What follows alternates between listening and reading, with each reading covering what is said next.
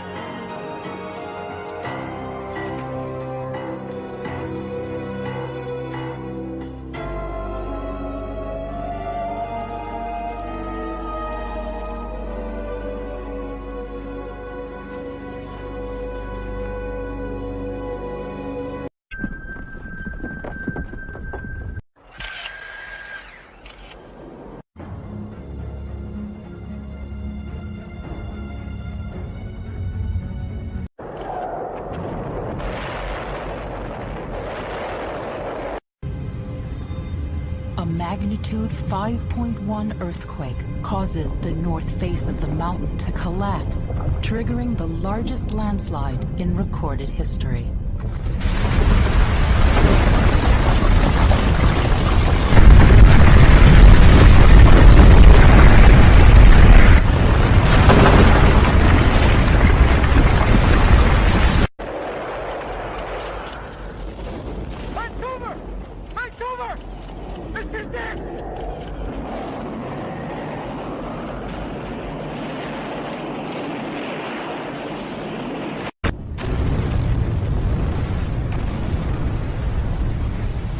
Pressure rising from deep within the volcano rips open the mountainside, toppling entire forests, scorching everything in its path.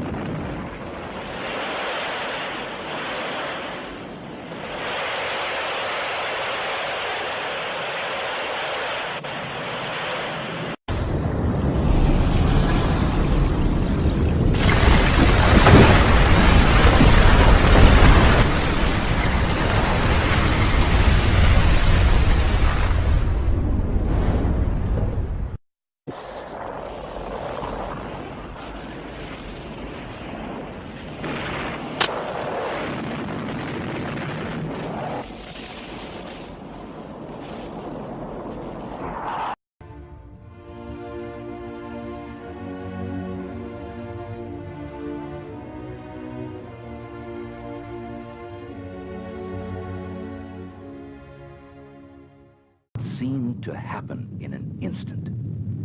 A cubic mile, tons of ash, rock, and ice were rocketed into the stratosphere. The cloud reached nearly 14 miles into the sky. The view was spectacular, but the wind was blowing in a northeasterly direction, and from that point of view, the cloud seemed like the end of the world. The skies grew dark, and at noon it was pitch black in most of eastern Washington. Everyone to not panic. If you want to start getting out some water supplies now to Life in the ash storm came to a gritty halt. Assuming the road is closed from here any further east. Okay. This is as far east as you can go. Those who could move, however, moved quickly.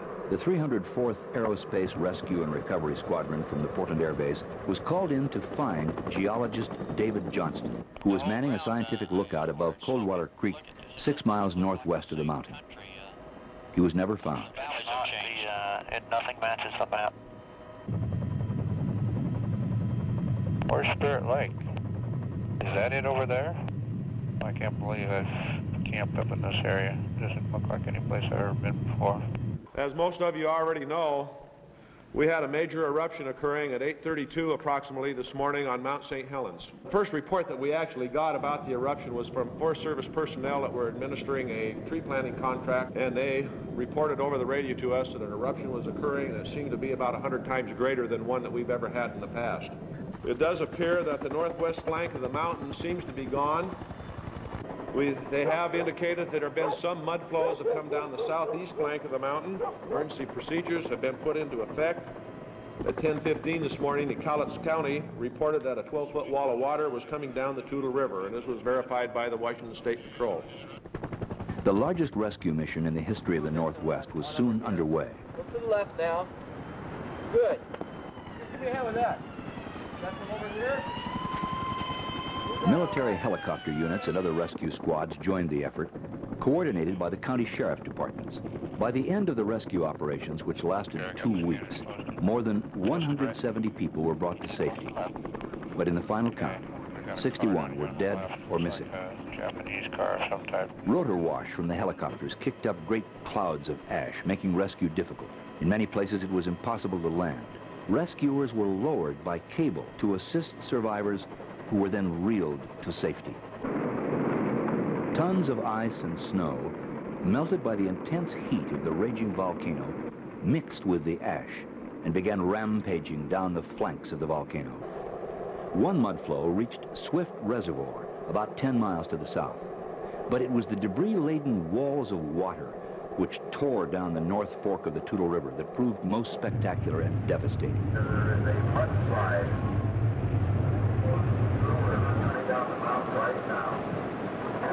Get up, Pepper! Let's get on. Film this.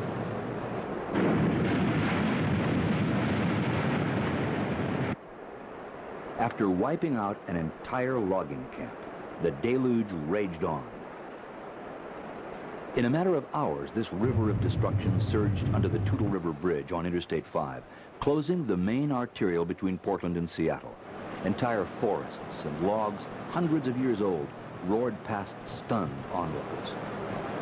From the Toutle to the Cowlitz to the Columbia River, first attempts at clearing the debris became exercises in futility. For the first time in decades, the lower Columbia River was closed to freighter traffic.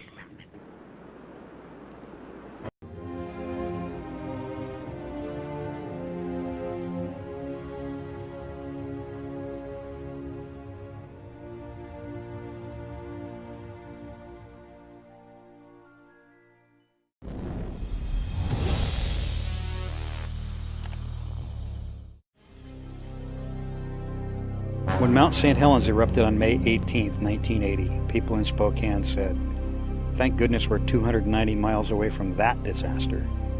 And then, a few hours later, they turned their eyes to the west, and they saw something dark, ugly, and ominous, a giant black cloud filling the horizon, and it was headed right toward them. The cloud turned afternoon to midnight and began snowing, but not flakes. Fine gritty particles of ash blown aloft by the distant volcano and carried on the wind. Soon up to an inch of the stuff turned Spokane gray. To the west and south it was far worse. Yakima was buried. Ritzville was blanketed with 4 to 6 inches. And Moses Lake, a resident, reported, "There's no sun or moon." Once the ash hit the ground, it refused to stay put. A passing car, a passing truck, even a footfall caused it to billow up again in a choking cloud. The afternoon air show at Fairchild Air Force Base was abruptly canceled, but many of the expected 60,000 spectators now had no way to get home.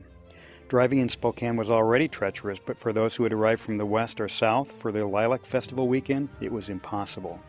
Interstate 90 was closed from Spokane all the way to North Bend, on the far side of the Cascades. A driver could escape only to the east, and even that was treacherous. Cars died as soon as the air filter got clogged. Grit burned out engines. And when the ash got wet, it turned as slippery as slush.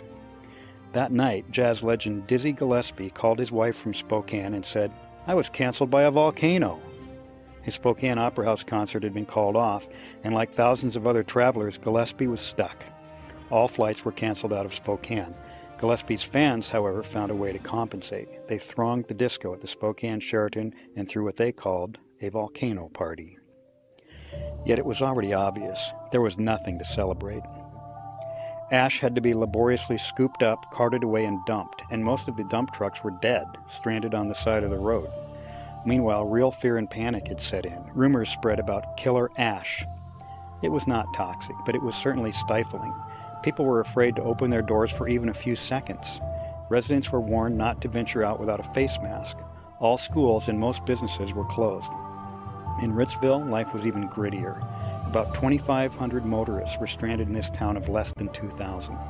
Travelers filled every motel, every school gym, every church, every public space. They were even camped out in the corridors of the hospital. Food and tempers were running short. On Tuesday, about 100 stranded motorists in Ritzville revolted. They defied the state patrol and started west on I-90 in a dusty caravan. Most cars died within a few miles. The rest made it to the Shrag rest area where they had to be rescued by the state patrol. After about 3 days, it became clear that the ash was not dangerous, but it was heavy and nasty. People brought out their brooms and shovels. Officials asked residents to hose down the streets and sidewalks around their homes. The sewer system soon clogged.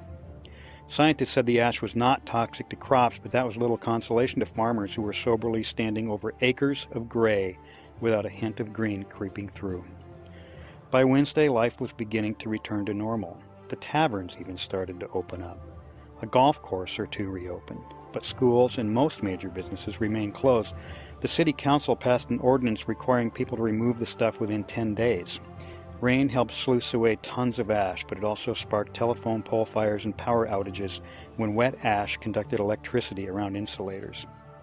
On Thursday, Spokane had a surprise visitor, President Jimmy Carter. He flew into Spokane and landed, in a cloud of dust, for an hour-long meeting with local officials. Spokane Mayor Ron Baer, still wearing the safari suit he wore during the cleanup, moderated the briefing. Carter promised federal help.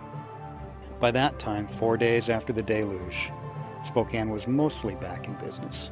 Auto parts stores and vacuum cleaner stores were doing particularly well. Most of the stranded travelers were trickling out. In Ritzville, Moses Lake, and Yakima, the cleanup took far longer. People were still shoveling ash out of Ritzville alleys in August. However, the most dire predictions did not come true. The ash did not hurt crops as much as feared, and wheat did especially well that year. Today, 30 years later, you can still find a gray line of ash in the region's wheat fields. And Mount St. Helens, the half that remains, slumbers quietly 290 miles away.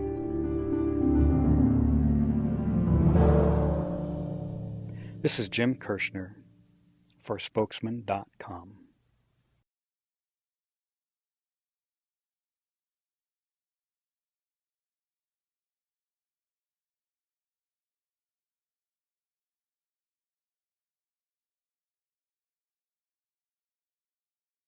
Mount St. Helens in Washington state is one of the most well-monitored volcanoes on the planet, and with good reason. It is still active, and more than 3 decades to the day after it launched a stunning and destructive display of lava and ash, it continues to transform a region and its ecology. Even now, scientists are still learning about the aftermath and how some life is emerging from the ashes. Science correspondent Miles O'Brien has the story, part of our new weekly series about exploring the leading edge of science. 36 years after its spectacular, deadly eruption, Mount St. Helens still rumbles and bears scars from that earth-shattering day. But hike down the slopes, away from the jagged crater just a little, and you'll see Mother Nature hard at work. And there's a good chance you'll bump into a team of scientists led by John Bishop. He is an evolutionary biologist at Washington State University, Vancouver. The goal of our research is to understand how plant and animal communities reform after a catastrophic disturbance. Bishop is one of a select group of researchers studying this rebound from a volcanic eruption. Back in 1980, Mount St. Helens had given scientists all kinds of clues that a big disturbance was brewing. 2 months before it blew, the volcano was venting huge amounts of steam, and there was a series of earthquakes. Even with all those ominous signs, the eruption was larger than anyone predicted. It happened at 8:32 on the morning of May 18, 1980. An earthquake caused the north face of the mountain to collapse. After that, it uncorked an explosion that was directed horizontally and leveled the forest to 13 miles out from the volcano. The eruption column of volcanic ash and gas rose 80,000 feet, while a tsunami of 1,800-degree gas and rock raced down the valley at 450 miles an hour, a so-called pyroclastic flow. Anything biological that was remaining after the landslide would have been completely vaporized. It was just a barren landscape, gray and pumice-colored. It killed every living thing in a 230-square-mile area. What was left was akin to a moonscape. 57 people died. Some remains were never recovered. Bishop and his team have had a front-row seat as nature got busy bringing this place back to life. They wanted to know where it begins and how it takes root. Here, it started with these purple flowers. Alpine lupin were the first plants to return. For many years, they were pretty much the only game in town. But as they went through their life cycles over several seasons, they created soil from the volcanic ash. And that made it possible for woody plants, like the Sitka willow, to find a home. They are how a forest gets started. But it hasn't been easy for them. One of the things we've realized about these willows is that they're not getting big. That's important because they create habitat for birds and mammals. We've learned that these landscapes are characterized by extreme instability in the populations of the plants and animals that colonize them. In a recovering ecosystem like this one, where just a few species have managed to regain a toehold, even seemingly insignificant pests can play an outsized role in how the landscape bounces back. These weevils are an invasive species with a particular taste for the Sitka willow. Any stem larger than about 1 centimeter is usually destroyed by this weevil. And the effect of it is to keep these plants small, not let them form the architecture that's needed for bird and mammal habitat. But Bishop says it's important to remember we're still early on in what will be a very long game. He says the plants and insects will battle it out over time, and eventually the ecosystem will become more diverse, more stable, and this will be a forest again. When I'm out there working on the pumice plain, one moment I'll look around and I'll be stunned by the amount of vegetation and the number of birds that are present. But then the next moment I step back and I think, there is hardly anything here. We're centuries away from replacing the old growth forest that was there. Mount St. Helens is the perfect place to test an important question in ecology. Life does go on, but how? John Bishop will keep looking for the answer here, unless Mount St. Helens awakens and reboots the landscape once again. Miles O'Brien, the PBS NewsHour.